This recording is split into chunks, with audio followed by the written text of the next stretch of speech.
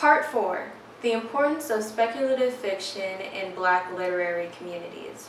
Gomez making Gilda a Black lesbian vampire interrogates the assumption held by most publishing establishments and Black literary communities that speculative fiction was written for and by white people. People fail to understand that Black vampirism isn't exclusively a Eurocentric or a white thing.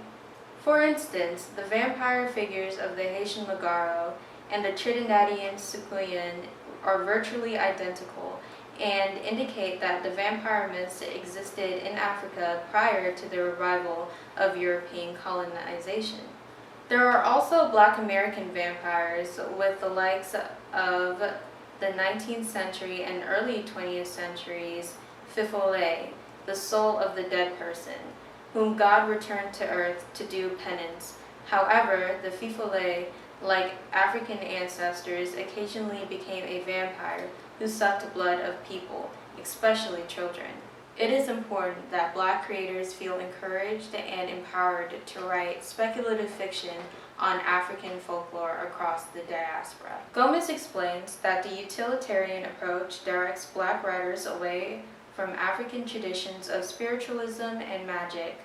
This approach tends to involve a single-issue view emphasizing racism that sometimes lead Black writers to ignore, to some extent, other issues such as gender or class that interact with race.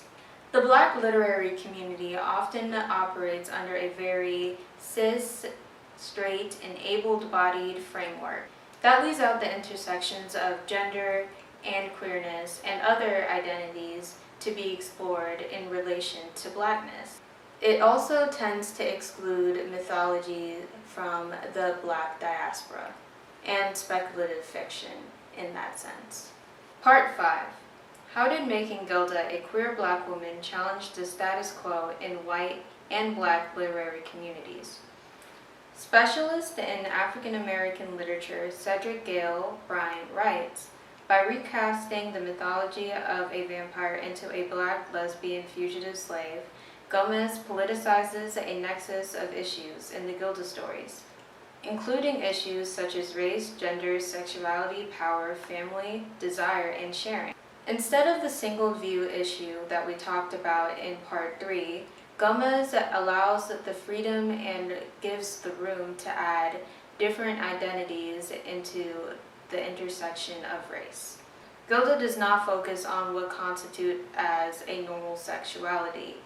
Instead, it is an anti-normative project that challenges the identity categories that are presented as stable, transhistorical, or authentic.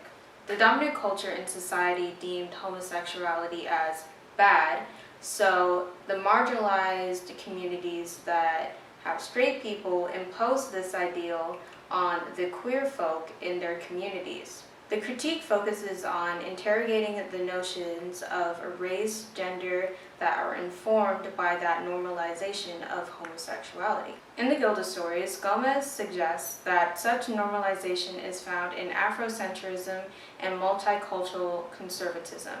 Both were popular movements in the 70s and 80s to politicize what can be acceptable for Black people to be and what is unacceptable. Both of these movements were based on the single-issue view where the Black lesbian can never be the one that represents Black freedom.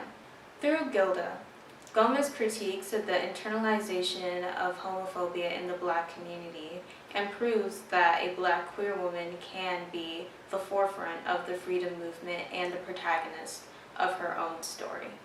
Part 6. What is the historical significance of the Gilda stories?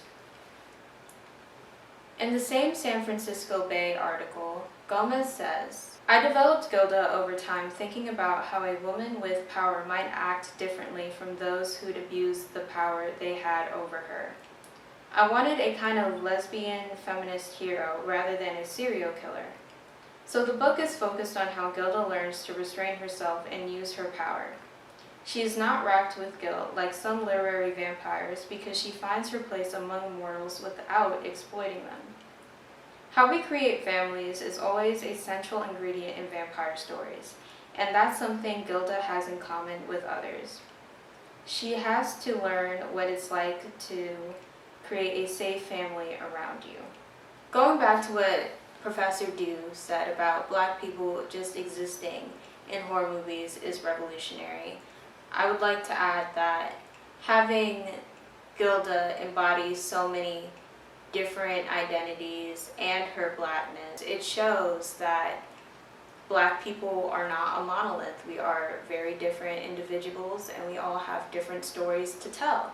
So that's what I love about the Black horror genre. I love that we get to explore different folklore, different identities, and how that impacts us living in society and critiques society. So that's why I think Gilda is so impactful in Black horror.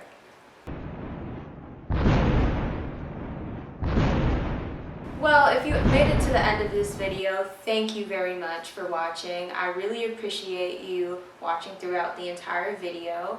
If you like this video, feel free to like it, and if you don't, that is okay. I'm just glad that you're watching, and I hope you have a great Halloween.